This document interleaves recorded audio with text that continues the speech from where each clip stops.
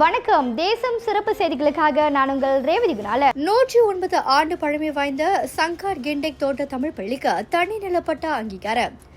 பேரா மாநிலத்தின் தம்பு நாடாளுமன்றத்தில் கடந்த 109 ஆண்டு காலமாக தனியார் நிறுவனத்தின் கீழ் இருந்த சங்காட் கெண்டெக் தோட்ட தமிழ் பள்ளி கூட நிலம் பள்ளியின் வாரிய குழுவின் பெயரில் மாற்றம் செய்யப்பட்டு அதற்கான நிலப்பட்டா இன்று அதிகாரப்பூர்வமாக பள்ளி வாரியத்திடம் ஒப்படைக்கப்பட்டது. அந்த நிலத்தை பள்ளி வாரியத்தின் பெயரில் மாற்றம் செய்ய வேண்டும் என மேற்கொண்ட முயற்சிக்கு வெற்றி கிடைத்ததாக தம்பு நாடாளுமன்ற உறுப்பினரின் சிறப்பு அதிகாரி டாக்டர் சுரேஷ்குமார் கூறினார். எல்லோரும் வாழ்க. வணக்கம். இன்னைக்கு பார்த்தீங்கன்னா இன்னைக்கு லாடாங் சங்கா கிண்டிங் தமிழ் பள்ளிக்கு ஒரு சரித்திரம் படித்த நாள். இது 4 வருஷத்துக்கு முந்தி இப்போ இந்த Malaysia Madani Datuk Seri Anwar Ibrahim பாலிமன் எடுத்து ஒரு 4 வருஷம் ஆகுது. இந்த ஸ்கூலுக்கு நான் வரும்போது அப்போ நான் பார்த்தேன் இந்த ஸ்கூல் பிள்ளைங்களும் ரொம்ப குறைவு. அப்போ ஹெச்எம் கேட்டேன், ஏன் இந்த ஸ்கூலில் பிள்ளைங்க ரொம்ப குறைவுன்னு. அப்புறம் கிளாசிஃபிகேஷனும் செஞ்சுருக்காங்க, ஸ்கோலா கூராங் மூரேட்னு. இந்த ஸ்கூலில் அந்த டைமில் மூடணுன்னு ஒரு திட்டம் இருந்துச்சு, இந்த ஸ்கூலில் மூடணுன்னு. அதனால தான் ஸ்கோலா கூராங் மூரேட்னு வச்சுட்டு. அப்போ நான் கேட்டேன் டீச்சர்கிட்ட ஏன்னு. அப்போ சொல்கிறாங்க, பிள்ளைங்களை அனுப்ப மாட்டுறாங்க இந்த ஸ்கூலுக்கு.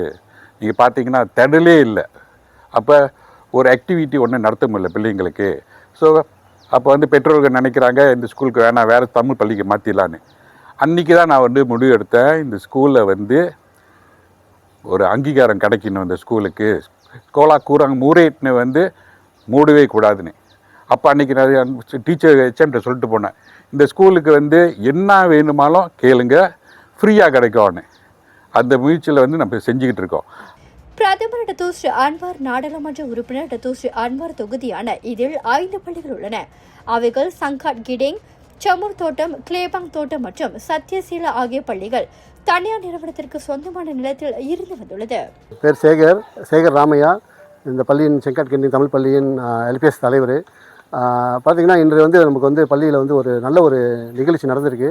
அதாவது இந்த பள்ளிக்கு எல்பிஎஸ் கீழே பேர் மாற்றி இன்றைக்கி இந்த சான்றிதழ் டாக்டர் சுரேஷ்குமார் அவர் கையால் கொடுத்துருக்காரு. இது வேலையில் அவங்களுக்கு நம்ம நன்றி சொல்ல கடமைப்பட்டிருக்கோம். பெரும் முயற்சி எடுத்து அவர் ஒரு வெற்றிகரமான ஒரு விஷயத்தை செஞ்சுருக்காரு. இதே மாதிரி இந்த சுற்று வட்டாரத்தில் பேரா மாநிலத்தில் எங்கெல்லாம் இந்த மாதிரி தமிழ் பள்ளி இருக்குதோ, தோட்டப்பரப்பு தமிழ் பள்ளியில் முக்கால்வாசி எல்லாமே தனியார் நிறுவனத்தில் தான் இருக்கும். எல்லோரும் முயற்சி பண்ணிங்கன்னா, ஒற்றுமையாக இருந்தீங்கன்னா கண்டிப்பாக இந்த மாதிரி ஒரு சான்றிதழ் எல்பிஎஸ் கீழே கிடைக்க எல்லாருக்கும் வாய்ப்பு இருக்குது. இந்த வேலையில் மடானி அரசாங்கத்துக்கும் பிஎம்எக்ஸுக்கும் நம்ம டாக்டர் சுரேஷ்குமாருக்கு நன்றி சொல்ல கடமைப்பட்டேன். இந்த பள்ளிகள் தமிழ் பள்ளி நில உரிமை நிரந்தரமாக்கப்பட வேண்டும் என வலியுறுத்தினர். தோட்ட நிறுவனங்கள் அல்லது தனியார் சொத்து உரிமையாளர்களின் பெயரில் உள்ள நிலங்களில் இயங்கி வருகின்றன. பள்ளிகளுக்கு புதிய கட்டடங்கள், உணவகம், கழிப்பறை அல்லது பிற வசதிகளை அமைக்க வேண்டுமெனில் சம்பந்தப்பட்ட நில உரிமையாளரிடம் அனுமதி பெற வேண்டிய நிலை உள்ளது. இவ்வாறு நில உரிமைகள் நிரந்தரமாக மாற்றப்பட்டால் தமிழ் பள்ளிகளின் எதிர்காலம் உறுதிப்படுத்தப்படுவதோடு பள்ளி நிலமும் உரிமையும் நிரந்தர பாதுகாப்பை பெறும். இந்த உதவிக்காக மத்திய அரசாங்கம், பிரதமர் மற்றும் டத்தோஸ்ரீ சுரேஷ்குமார் ஆகியோருக்கு தனது நன்றியை மகாராணி தெரிவித்துக் கொண்டார். சங்காட் தோட்ட தமிழ் பள்ளிக்கு எல்பிஎஸ் நிர்வாகத்தின் வழங்கப்பட்டிருப்பது பள்ளியின் வளர்ச்சியில் முதிய பயல்களாக அமைந்துள்ளது என பள்ளி வாரிய தலைவர் சேகர் ராமையா தெரிவித்தார். மேலும் பேரா மாநிலத்தில் உள்ள பல தோட்டப்புற தமிழ் பள்ளிகள் தனியார் நிறுவனத்தின் கீழ் செயல்பட்டு வருவதாக குறிப்பிட்ட அவர், பள்ளி நிர்வாகம், ஆசிரியர் மற்றும் சமூகத்தினர் ஒன்றுபட்டு செயல்பட்டார் தனி கிராண்டை மற்ற பள்ளிகளுக்கும் பெற முடியும் என நம்பிக்கையை வெளிப்படுத்தினர். நான் பேசுவோம்.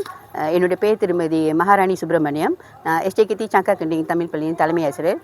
நான் இந்த பள்ளிக்கு 2.5 ஆண்டு காலம் ஆகிவிட்டது. நான் பொழுது மாணவர்கள் 32 மாணவர்கள் தான் இருந்தாங்க. ஸோ இப்பொழுது 48 மாணவர்கள் இருக்காங்க. அடுத்த ஆண்டுக்கு நமக்கு 17 மாணவர்கள் பதிவு செய்திருக்காங்க 1ஆம் ஆண்டுக்கு. இது பெரிய சரித்திரம்.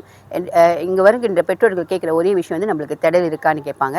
இன்னொன்று நான் இந்த பள்ளிக்கு வந்தப்போ இந்த பள்ளி எல்பிஎஸ் கீழே இல்லாமல் அது தனியார் நிறுவனத்துக்கு கீழே இருந்துச்சு. ஸோ நம்ம நம்முடைய அரசாங்கம், நம்முடைய பிரதமர் மற்றும் நம்முடைய சிறப்பு அதிகாரியான திரு டாக்டர் சுரேஷ்குமார் அவர்கள் உதவியோடு நம்மளுடைய பெரிய சரித்திரம் இன்றைக்கு படைச்சிருக்கோம். என்னன்னாக்கா இந்த பள்ளி நம்முடைய தனியார் நிறுவனத்திலிருந்து நம்மிடம் வந்திருக்கு அப்படின்ற எஸ்டேகத்தி லடாங் சங்கா கிண்டிங் எல்பிஎஸ் கீழே நம்ம பள்ளி வந்திருக்கு. ஸோ இது மிகவும் நாங்கள் சந்தோஷப்படுறோம். பெற்றோர்களும் சரி, மாணவர்களும் சரி, ஆசிரியர்களும் சரி, 11 ஆசிரியர்கள் நாங்கள் இங்கே வேலை செய்கிறோம். நாங்கள் உண்மையிலேயே ரொம்ப மன மகிழ்ச்சி அடைகின்றோம். வருங்காலத்தில் உள்ள சந்ததிகளுக்கு இது வந்து பெரிய சந்தோஷத்தை கொடுக்கும். அவர்களுக்கும் நல்ல வசதிகளை செய்து கொடுக்க முடியும். இத்துடன் இன்றைய செய்திகள் நிறைவடைகின்றன.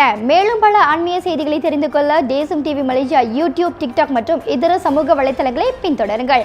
உங்களிடமிருந்து விடைபெறுவது நான் உங்கள் ரேவதி குணாளன். மக்களோடு தேசம், தேசத்தோடு மக்கள். நன்றி, வணக்கம்.